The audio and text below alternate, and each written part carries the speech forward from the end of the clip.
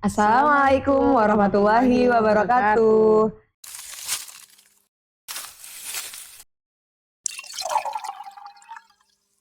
Bu Nastiti. Halo. Dapat tepuk tangan ya? Aku juga tepuk tangan juga. Hari ini, alhamdulillah, sahabat belajar bening, kita berjumpa kembali. Kali ini narasumbernya adalah Bu Nastiti. Bu Nastiti adalah Ketua Yayasan Bening Indonesia dan juga Professional Coach for Education. Jadi untuk mungkin teman-teman lihat di podcast-podcast sebelumnya, Bu Nastiti ini sebagai host ya.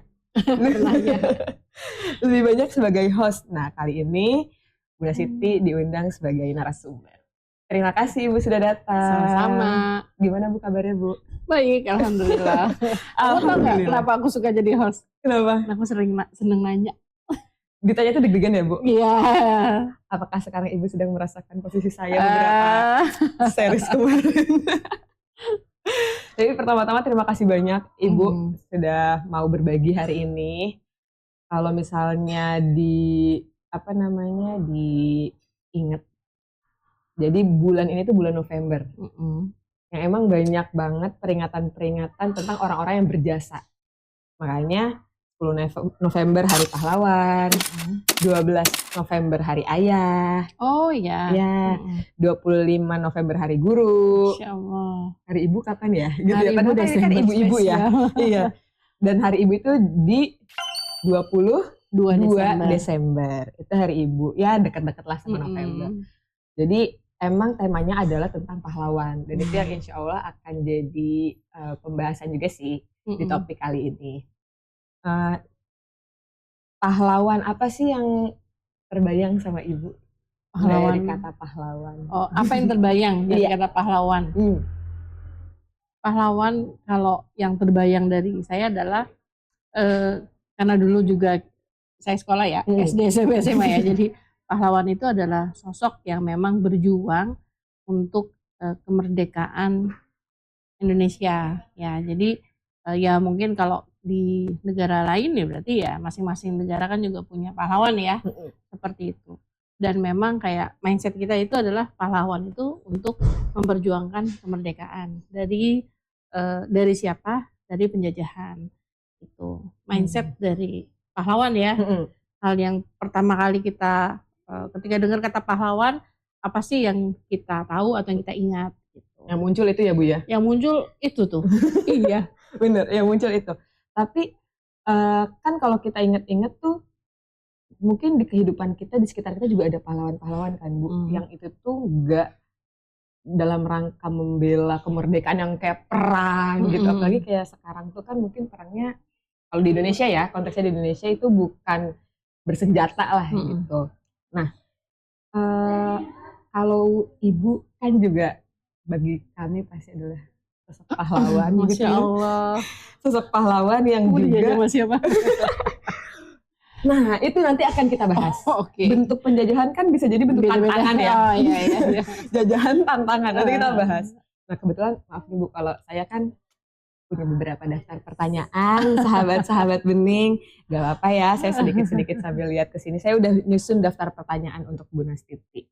Nah, yang pertama itu kan memang kalau misalnya pahlawan itu kan pasti mereka punya visi dan misi yang berkaitan dengan perjuangan kemerdekaan ya. Nah, Ibu sendiri sebagai seorang pemimpin tentunya yang pasti punya visi untuk memerdekakan belajar gitu, atau kemerdekaan untuk belajar kan itu juga sesuatu yang diperjuangkan. Nah, seperti apa sih perjuangan Ibu dalam membangun yayasan ini? Kemudian semangat perjuangan apa sih yang menginspirasi Ibu? Pertama untuk visi apa ya untuk memperjuangkan yayasan ini. Kaitannya dengan apa yang diperjuangkan adalah kalau tadi menarik ya Bu, kalau penjajahan kan selama ini dikaitkan dengan perang ya. Tapi saya melihatnya what next ya enggak sih? Someday suatu hari bisa jadi negara kita kembali dijajah. Ketika itu tadi faktor pendidikan yang ada di negeri tercinta ini justru menjadi faktor yang terpinggirkan ya tidak terperhatikan sehingga pola pikir SDM negara kita itu menjadi rendah ya. Ketika pola pendidikan juga rendah, ya artinya apakah mereka juga bisa membangun negeri ini gini, ketika pola pikir itu rendah, maka itu kan akan berkorelasi dengan bagaimana mereka akan membangun bangsa, iya nggak sih? Bagaimana mereka bisa mengelola potensi-potensi alam di Indonesia, ya. Bagaimana mereka bisa mengembangkan, ya. Lalu bagaimana mereka bisa membuat negeri yang kayak ini menjadi negeri yang mandiri, gitu. Jadi sebenarnya yang saya perjuangkan adalah faktor pendidikan, ya, bagi anak-anak bangsa. Tapi mimpi saya ke depannya adalah bagaimana anak-anak yang kami didik ini menjadi anak-anak yang bisa membangun negara, yang bisa membangun bangsa, bisa mengelola, ya kan, bisa berinovasi, ya kan. Apalagi kalau dari hasil PISA sendiri itu literasi kita termasuk yang rendah ya. Ketika literasi yang juga berkorelasi dengan kemampuan cara berpikir itu rendah, maka produktivitas yang dihasilkan oleh negara kita ya, atau sebuah negara lah ya, itu juga akan semakin menurun gitu loh, Bu Afra. Baik. Jadi ya saya berjuang tidak dengan perang ya, tapi lebih kepada what next-nya ya, karena suatu hari bisa jadi kita kan nggak pernah tahu ya, ketika ada negara lain yang begitu terpesonanya dengan kekayaan alam Indonesia dan akhirnya terpaksa tadi, bukan terpaksa sih, dan pola pikir orang kita itu adalah pola pikir yang tidak apa ya namanya, tidak kritis ya kan, critical thinking-nya tuh nggak ada gitu ya. Nah itu yang justru akhirnya membahayakan, dan jangan sampai apa yang sudah diperjuangkan oleh para pahlawan kita itu tidak dilanjutkan dengan menjaganya gitu, dengan mempertahankan ya. Bahkan minimal itu adalah menjaga bahwa bangsa ini tetap baik-baik saja, gak semakin menurun kualitas negerinya, kualitas SDM-nya gitu kan, seperti itu. Jadi emang ternyata semangatnya tetap semangat untuk negara ya.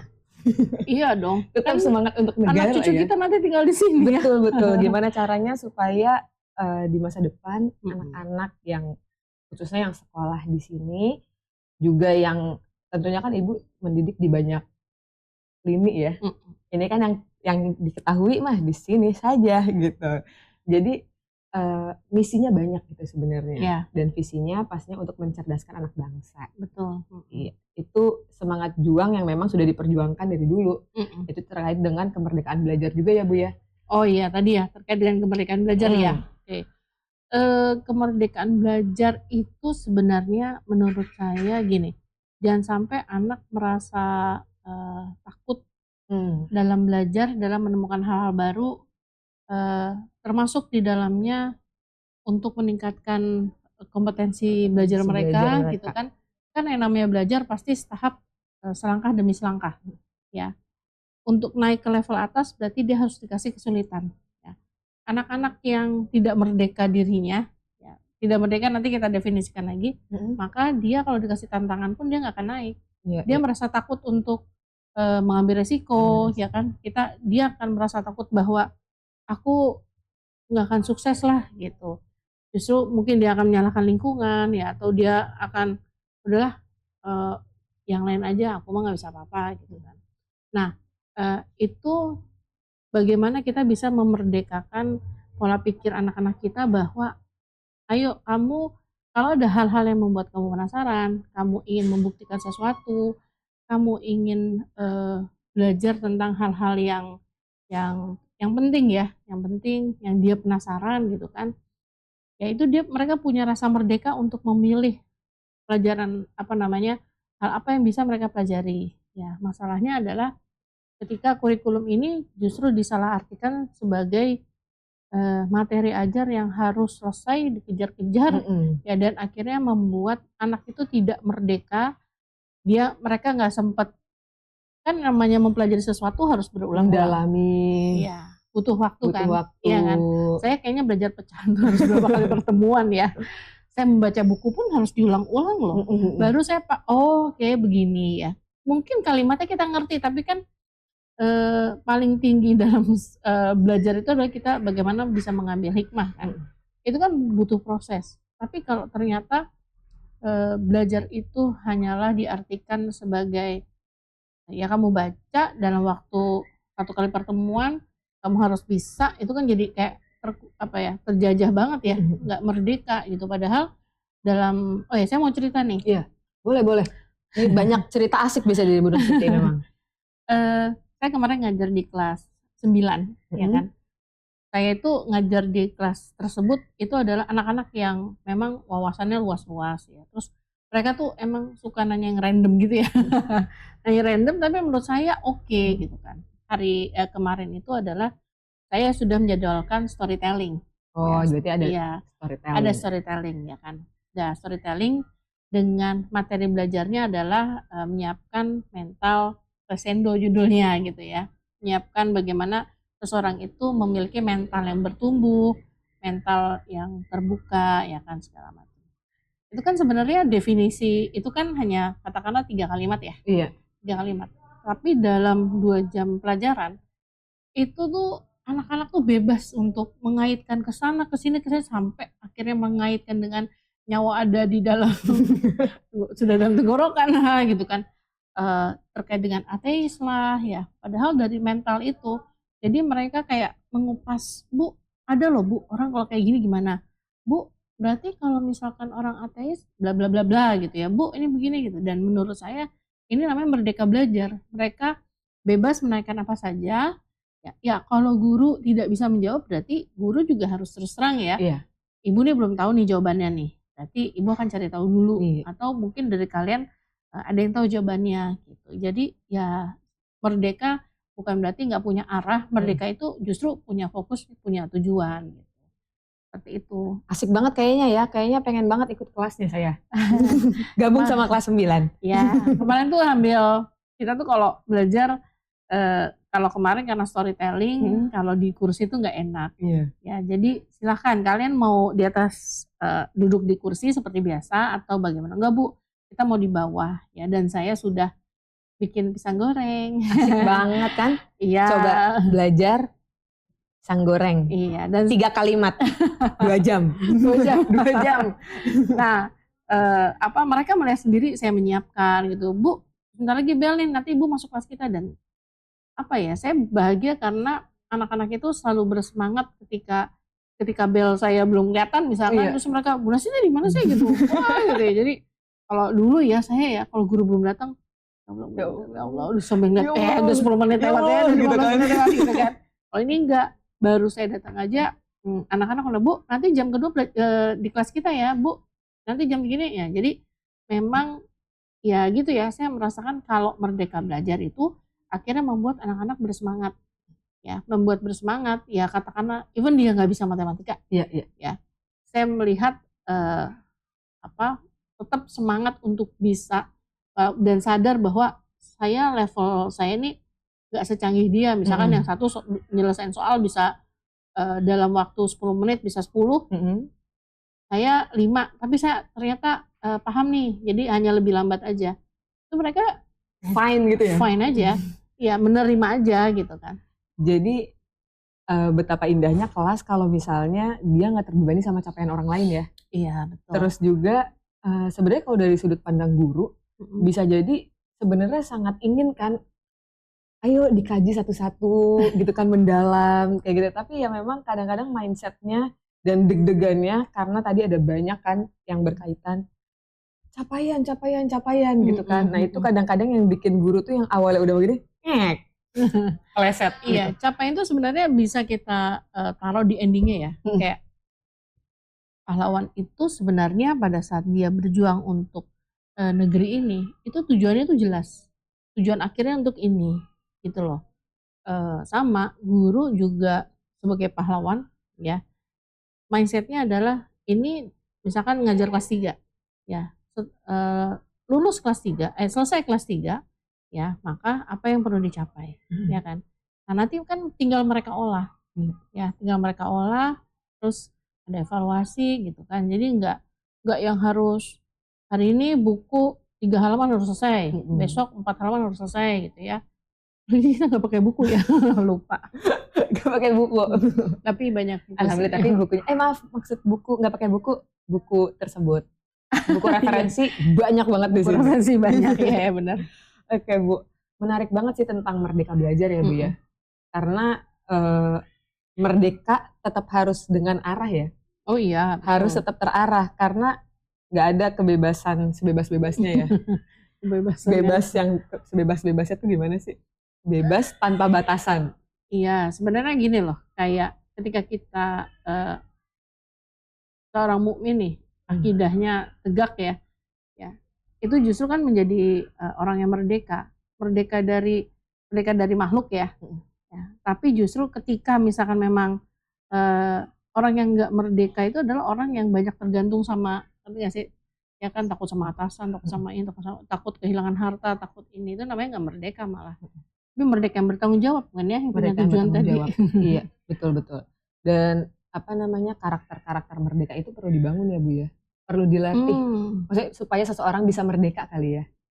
Apa ya bahasanya yang gimana arahnya? Jadi kalau misalnya gantian jadi host. Apa nih maksudnya? Jadi gini, kalau misalnya murid difasilitasi supaya mereka bisa merdeka belajar, itu perlu dengan lingkungan yang membangun itu. Oh iya, gitu. Iya benar. Lingkungan harus membangun supaya dia akhirnya merdeka belajar. Kalau merdeka belajar itu karakter apa bukan ya? Merdeka belajar. Kalau dia merasa merdeka, dia merasa bebas. Sebenarnya itu kayak lingkungan ya. Perasaan dia ketika merdeka belajar itu perasaannya apa? Perasaan semangat, perasaan bahagia gitu sih. Oke, nah itu tentang merdeka belajar ya. Nah, kalau misalnya Ibu sendiri Bu, di dalam membangun yayasan ini, kan banyak ya Bu unit sekolahnya gitu, unit levelnya. Itu apa sih Bu yang sebenarnya Ibu perjuangkan? Gitu. Apa yang sebenarnya Ibu perjuangkan dan Ibu memilih untuk berjuang di jalur pendidikan ini? Yang pertama, ini tadi menarik ya, banyak unit dan setiap unit saya tahu secara sadar bahwa apa yang saya perjuangkan. Dulu itu selama 15 tahun saya berjuang di pendidikan anak usia dini. Kenapa? Berarti levelnya dari 0 sampai 6 ya, sampai 6 tahun ya. Dulu kita punya kelas di usia 3 tahun, ya 3 tahun ke atas, 3 tahun sampai 6 tahun. Yang saya perjuangkan adalah bagaimana mereka bisa terstimulasi di semua dimensi perkembangan anak. Dari mulai motorik, bahasa, emosi, ya, kognitif. Dan itu penting. Ya, banyak orang merasa pendidikan anak usia dini itu nggak penting. Padahal dari saat otak kanan yang terkait dengan imajinasi itu sedang bekerja bekerja dengan optimal ya di usia tersebut, itu adalah masa-masa di mana anak-anak itu mengenal tentang kebiasaan baik, ya kan, menanamkan kebiasaan baik, lalu bagaimana otak kanan itu membantu anak-anak untuk memahami nilai-nilai yang baik, ya kan, keyakinan-keyakinan, ya, spiritualitas, ya kan.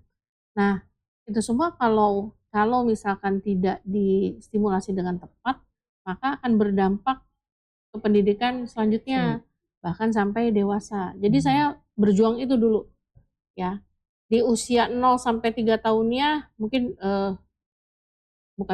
ya 0 sampai 3 tahun itu saya dulu masuk ke POSPAUD. Jadi ke posyandu, posyandu. Saya juga penyuluh gizi dulu, ya.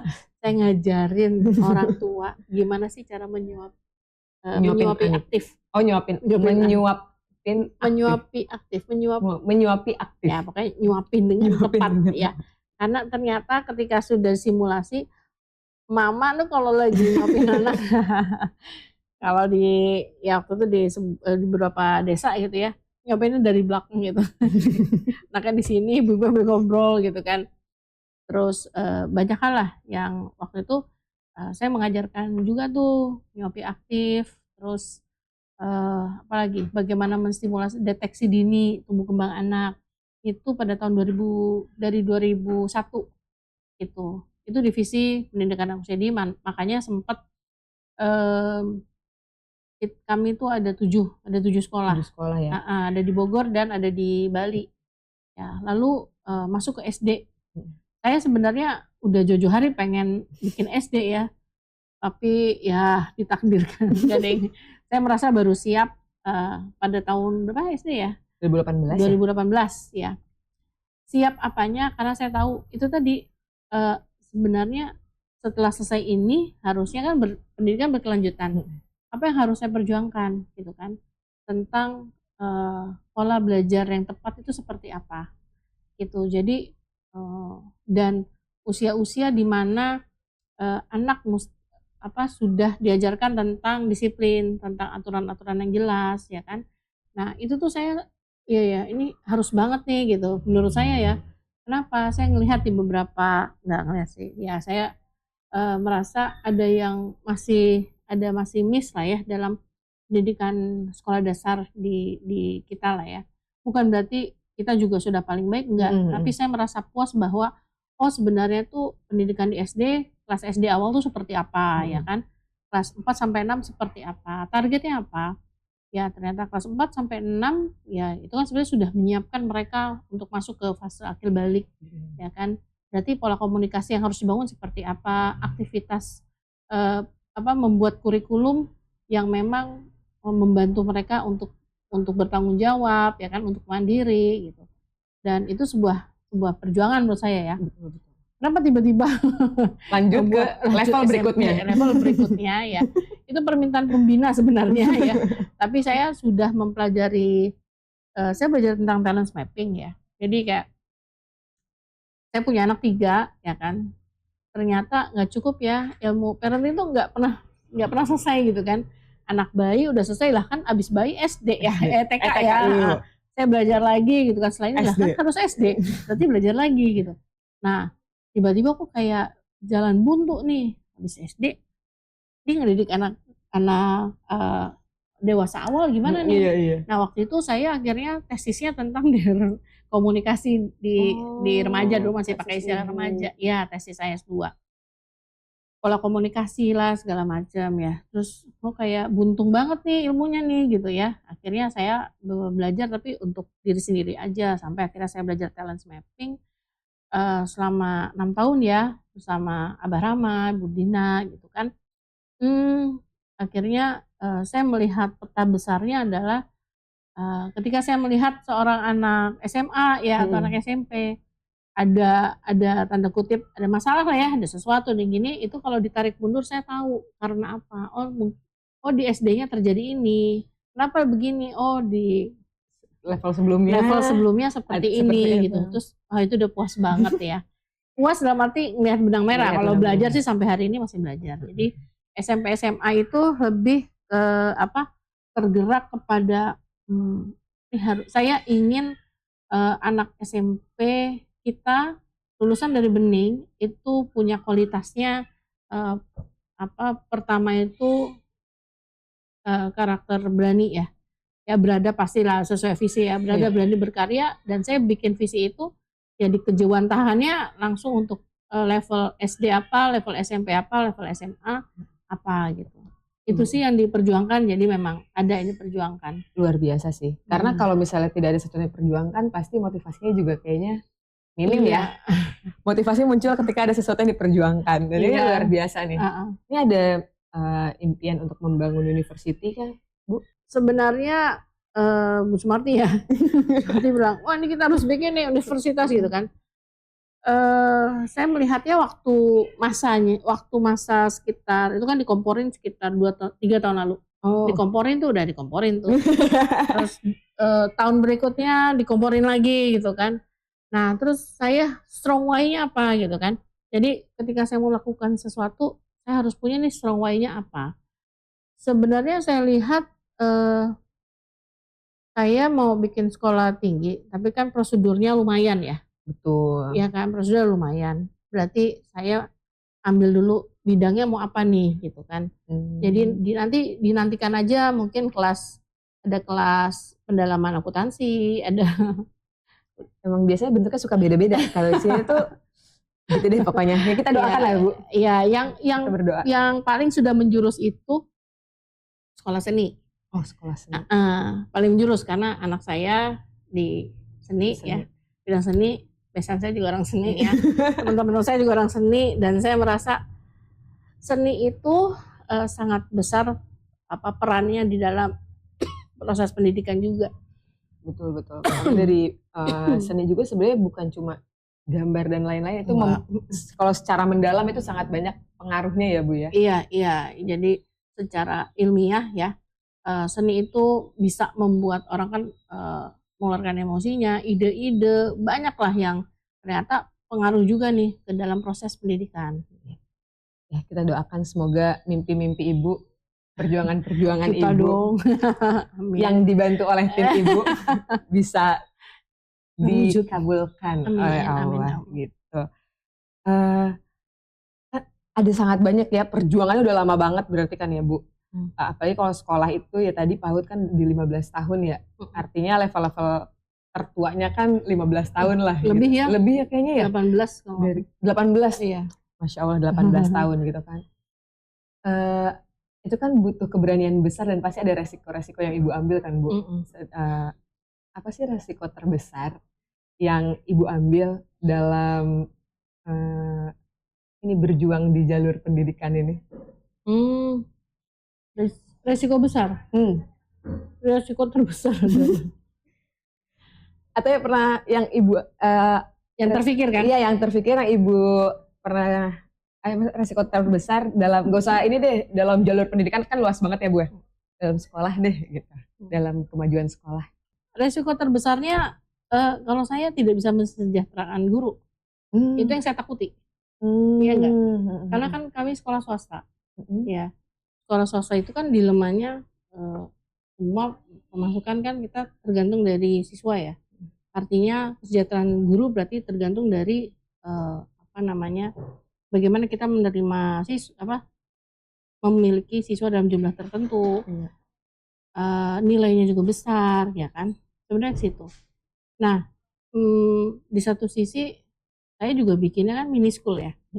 Mini school itu lebih kepada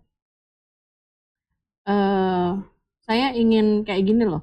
Saya nggak mau murid saya banyak, ya kan? Mau sih, ya Allah mau ya. Maksudnya yang satu angkatan sampai mungkin 5 kelas gitu. Iya. Kenapa? Karena saya bertanggung jawab terhadap bagaimana gurunya. Oh iya betul. Ya, jadi itu sih. Nah, jadi itu adalah resiko yang saya juga sampai hari ini, wah ini resiko, sementara kami juga harus memiliki usaha supaya bisa mensupport bagi kesejahteraan guru ya. Begitu ya resikonya.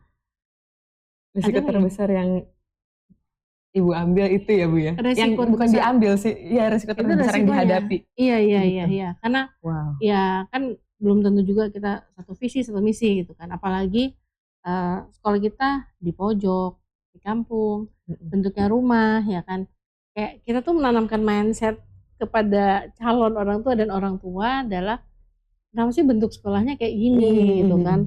Dan memang ya terkait dengan konsep bahwa harusnya sekolah itu menjadi rumah kedua juga ya. Iya. Jadi kenapa di rumah? Seneng gak sih bentuknya kayak gini? Iya. Nanti disempurnakan lagi lah.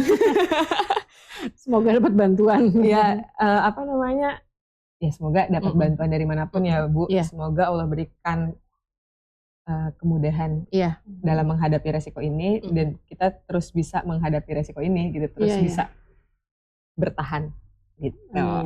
Amin ya rabbal alamin.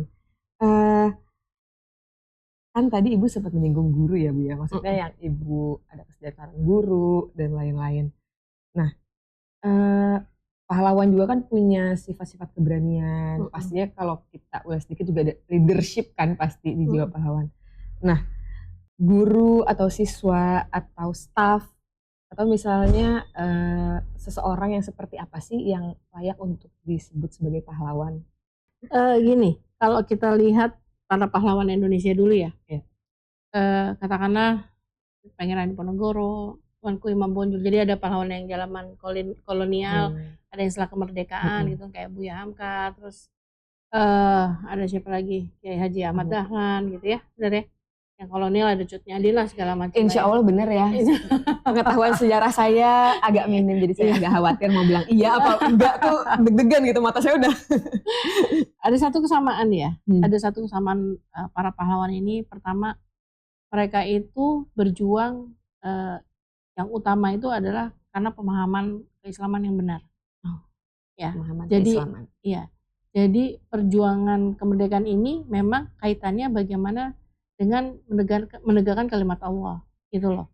Lalu yang kedua, kesamaan kedua adalah mereka itu semua adalah orang-orang yang punya keilmuan yang tinggi. Ya, jadi bekal berjuang itu memang kita harus memiliki ilmu, kita harus memiliki kompetensi karena kita harus buat strategi-strategi. Dan dari mulai di Pangeran Ponorogo itu strateginya apa namanya, istilah gerilya ya, bergerilya ya kan, itu kan strategi sebenarnya, tapi bisa menang loh ya di area itu ya. Kalau kita tarik ke masa kini ya, kalau dilihat dari guru ya 3 guru yang punya ini semua ya kan. Saya melihat apa namanya, saya sangat menghargai guru sebagai pahlawan ketika memang dia semangat untuk memperdalam keilmuan dan nilai-nilai Islam itu kuat ya kan. Makanya di kami diwajibkan seminggu 1 kali ya, 1 kali dalam seminggu setiap orang punya murabi ya kan. Itu juga nggak cukup sebenarnya, karena harusnya datang ke masjid, ketemu dengan ulama, dengan ustadz ya. Jadi ini kayak minimal gitu ya, Belajar iya ya. belajar ya, 1 bulan sekali didatangkan ustadz gitu kan. Itu pertama. Lalu yang kedua, mereka punya komitmen memang yang kemarin ya, rajin belajar ya. Itu pahlawan. Belajar itu membutuhkan energi kan, membutuhkan perjuangan, pengorbanan. Dan belajarnya guru, karena di sini saya melihat guru-guru yang lulusan SMA pun semua akhirnya bergerak untuk kuliah. Bagi saya itu Masya Allah, itu hidayah banget dari Allah. Yang tadi mereka datang karena di kami kan memang ada guru yang dibutuhkan syaratnya hanya lulusan SMA gitu kan, diploma oke gitu. Tapi ternyata ketika kita sering diskusi ya kan, kita pelatihan-pelatihan, dan mereka merasa oh iya ya, sebagai guru ya saya harus upgrading dong kompetensi. Berangkat dari diri sendiri, merasa perlu. Iya, itu merasa perlu ya. Tidak hanya kuliah lagi, tapi kalau ada pelatihan-pelatihan, kami juga akan kirim yang terkait dengan ternyata ada kompetensi yang perlu memiliki upgrading nih ya. Nah, itu kan cari ilmu juga. Jadi nggak hanya di bangku kuliah aja gitu kan. Terkait dengan keterampilan-keterampilan, skill, itu kami support juga. Ya, kalau kami nggak support, guru-guru tuh berusaha sendiri gitu ya. Dan menurut saya itu pahlawan banget. Bayangin mereka udah capek ngajar, gaji alhamdulillah ya, tapi mereka masih bersemangat untuk bisa mencari ilmu. Itu pahlawan pendidikan banget. Yang ketiga tadi, mereka yang berani untuk berubah ya, bukan yang jadi guru ya hanya pulang pergi mikirin pembelajaran mau ada pembaharuan pun enggak ya. Jadi RPP yang 3 tahun lalu masih dipakai, menurut saya kalau mau dibilang pahlawan agak-agak, bagi saya ya not oke lah gitu. Itu sih Bu Afra, 3 kriteria itu 3 kriteria itu termasuk leadernya ya. Apalagi tadi orang tua ya kan, orang tua juga pahlawan loh bagi anak-anaknya ya kan. Dan orang tua juga pahlawan ketika bagi kami ya, ketika mereka memang benar-benar support ya kan. Kita harus membagi ya bahwa peran orang tua apa, peran kami di sekolah apa gitu. Termasuk supporting sistem teman-teman di yayasan juga seperti itu. Betul. Kalau saya simak ya Bu ya, kayaknya kalau ditarik satu kalimat ya, buat para pahlawan ini kayaknya memang yang diperjuangkan itu nggak cuma kepentingan dunia Bu. Iya betul. Tapi juga mereka berjuang dengan kepentingan akhirat. Iya betul. Jadi ketika semangatnya hanya dunia, kayaknya belum cukup nih gitu. Maksudnya sudut pandang saya. Iya benar, kalau semangatnya dunia ya. Kenapa akhirnya ada korupsi? Kenapa akhirnya ada penyalahgunaan kekuasaan? Ya, kenapa akhirnya ada pemimpin-pemimpin yang dengan segala cara tuh dia ingin menjadi seorang pemimpin, padahal kompetensi nggak ada, kapasitas nggak ada. Ya ini pemimpin di level manapun ya, Betul. di level RT lah, RW lah sebenarnya namanya. Menurut saya ya seperti itu. Jadi kalau tujuan hidup kita hanya dunia, nggak akan pernah puas, Bener, ya nggak sih? puas. Nggak akan pernah puas. Mau gaji 10 juta juga nggak puas. 10 juta, 150 juta, itu nggak 150 juta ya, ya. 150 juta tetap akan korupsi, Betul, ya nggak sih? Tidak pernah merasa cukup. Tidak pernah merasa cukup. Terus apa yang diperjuangkan ya kan? Jadi hanya untuk berjuang bagi diri sendiri. Itu kali ya, pahlawan itu kan berjuang bukan untuk diri sendiri, tapi pasti untuk membawa kepentingan orang lain. Tadi orang sih, banyak ya. Ya orang banyak, gak cuma untuk kepentingan dunia, tapi juga untuk kepentingan akhirat. Dalam menjalankan pendidikan, tadi tuh di awal banget sebut tuh tentang tantangan. Oh ya. Nah kalau misalnya dulu kan mungkin Indonesia melawan penjajah gitu ya. Kalau saat ini tantangannya banyak ya Bu. Ada hoax, ada digital, macam-macam lah, mental health issue, ada sangat banyak tantangan-tantangan yang dihadapi sama anak-anak kita sekarang. Ya cuma anak-anak sih, ya masyarakat, apalagi anak-anak gitu. Itu sikap kepahlawanan apa sih yang krusial untuk ditanamkan ke anak-anak melawan ini nih, pertempuran non fisik ini? Pertanyaan berat ya? Berat ya? Apa yang perlu ditanamkan kepada anak-anak gitu? Apa yang perlu ditanamkan supaya mereka siap gitu? Sebenarnya tujuan hidup itu ya, endingnya kita kemana, itu kita harus kasih tahu ke anak-anak, harus tanamkan ke anak-anak. Ya SD diajarkan kan? Iya, akidah itu ya? Ya, akidah. Di SMP apalagi, SMA apalagi, karena SMP SMA kan datangnya dari SD luar ya kan, dari SMP luar gitu. Artinya yang kita cuci otak yang kita perbaiki mindsetnya adalah kamu belajar itu untuk apa, kamu dihadirkan di dunia ini untuk apa ya. Itulah kenapa di Sekolah Bening ada pelajaran self development ya. Self development itu sebenarnya untuk memulai belajar ya, untuk mulai sekolah ya kan. Maka fokus tujuan akhir kamu apa ya, secara general bahwa kita kenalkan kita ini sebenarnya sebagai khairul umat ya kan, umat terbaik ya kan. Kita dihadirkan di muka bumi sebagai seorang khalifah. Khalifah itu seperti apa ya, contoh-contoh perbuatan-perbuatan baik ya kan, yang mencirikan khalifah itu apa. Khalifah itu bagaimana dia bisa memakmurkan bumi, mengelola gitu kan. Itu sih menurut saya jangan dianggap sebagai itu mah materi di pengajian gitu materi ya. Bukan di sekolah itu. Bukan di sekolah, itu materi pengajian di masjid-masjid, majelis taklim gitu. Enggak oke banget. Orang mama yang udah ikut majelis taklim aja akhirnya kan ujungnya dunia juga. Nak, kamu belajar supaya pintar jadi dokter tuh duitnya banyak. Jadi sarjana hukum karena jadi lawyer bisa banyak. Ini fakta. Ya masih ada orang tua yang seperti itu. Jadi justru kenapa anaknya menjadi bermasalah? Ya mindsetnya mindset dunia tujuannya. Kalau mindset akhirat anaknya gagal, it's okay dong. Ya kalau zaman dulu name-nya jelek, ente kagak bisa masuk SMA favorit, ya udah it's okay, ya kan. Tapi kan mindset itu yang akhirnya nggak ada di pengasuhan di rumah ya. Kalau di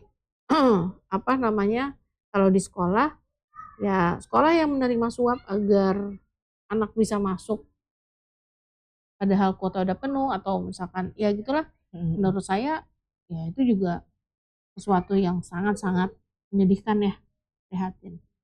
Itu gitu. Tantangan juga ya Bu ya. Tantangan yang luar biasa. Iya itu tantangan, dan tantangan yang kayaknya tantangannya banyak ya. Banyak ya tantangannya kalau pendidikan. 3 aja ya. 3 aja. Oke, 3 deh. Tadi apa tantangan?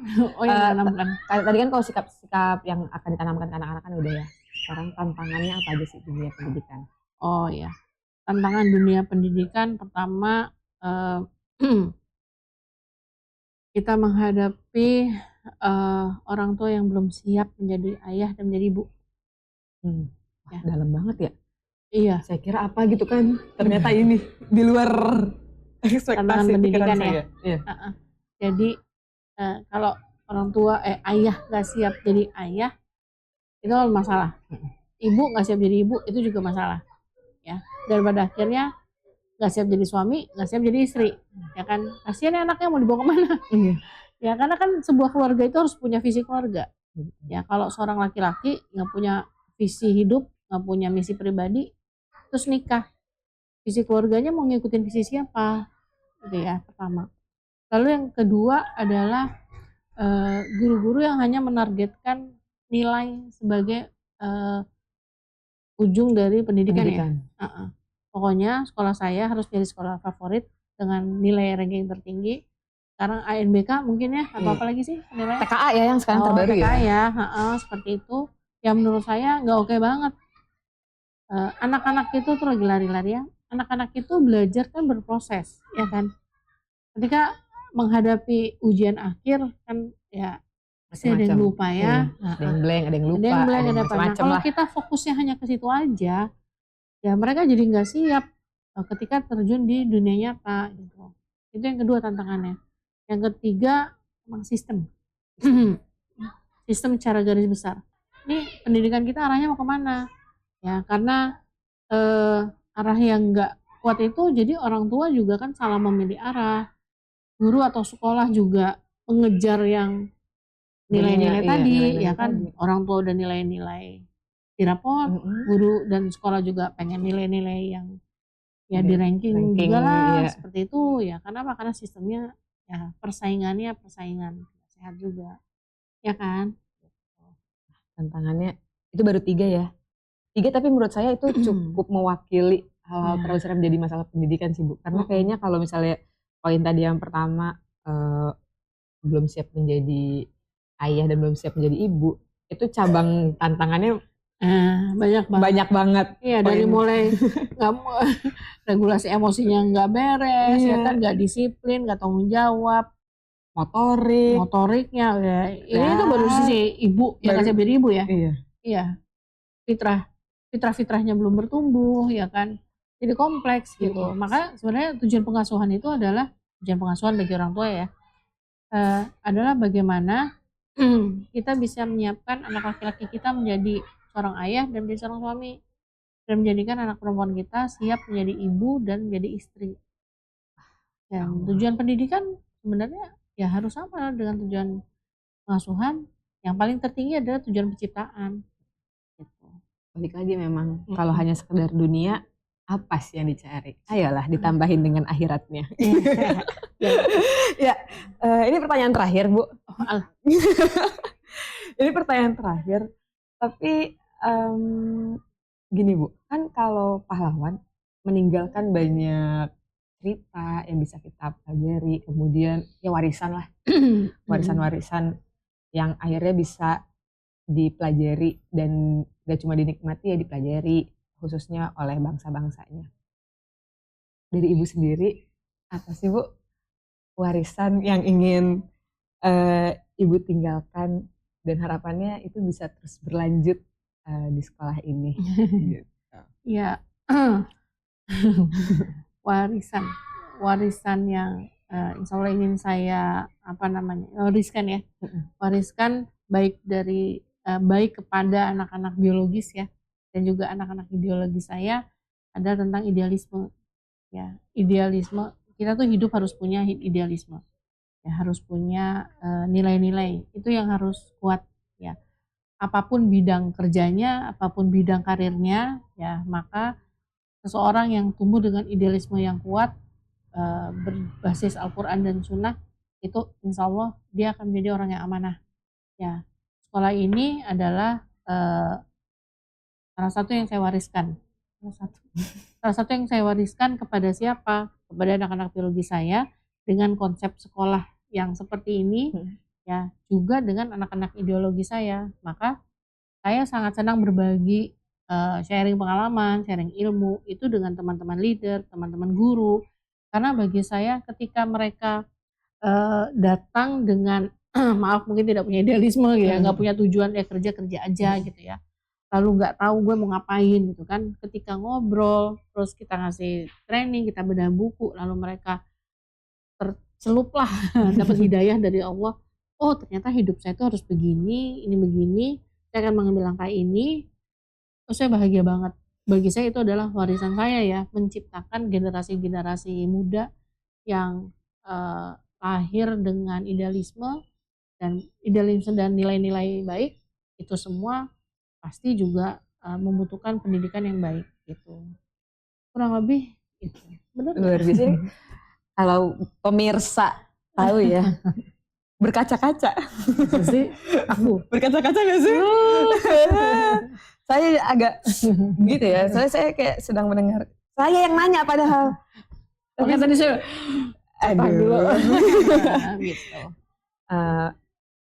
Kalau saya sih pasti sangat berterima kasih ya Bu, karena sama. ini karena bahasa tentang pahlawan tuh bagi saya tuh Ibu termasuk pahlawan di hidup saya gitu. Masya Allah. Karena tadi warisan yang Ibu tadi sampaikan, saya mungkin termasuk orang yang gulung-gulung kertas kan. Pas datang tuh gulung-gulung kertas. Dan saya tahu kan. Ketahuan lagi. Saya kira kan gak ada yang merhatiin saya, ketahuan lagi gulung-gulung kertas gitu kan. Sampai akhirnya hari ini saya dulu nggak kepikiran untuk berangkat sekolah lagi. Sekarang saya lanjut lagi. 2 gitu kali kan? 2 kali. Tapi kata adik saya, ngapain sih? Lebih ke, kamu kuliah lagi ya? Gak nyangka gitu loh Bu. Tapi ternyata kalau berangkatnya berdasarkan kebutuhan, dan itu kan secara, kayak saya juga masuk keluarga yang cuci otak gitu sama Bu Nastiti. Jadi alhamdulillah sih Bu, semoga semakin banyak orang-orang yang tersibuk dengan hal-hal yang tadi Ibu ingin tularkan ke yang lain. Dan hari ini kita take video juga, semoga suatu hari nanti bisa ditonton dengan anak-anak ideologi Ibu, anak-anak ideologis Ibu gitu. Baik, terima kasih Ibu. Sama-sama. Untuk semuanya, sahabat-sahabat Belajar Bening, terima kasih terus menyaksikan kami. Semoga dari apa yang kita bahas hari ini bisa diambil hikmahnya. Terima kasih Bu Nastiti. Sama-sama. Kita cukupkan ya. Assalamualaikum warahmatullahi wabarakatuh.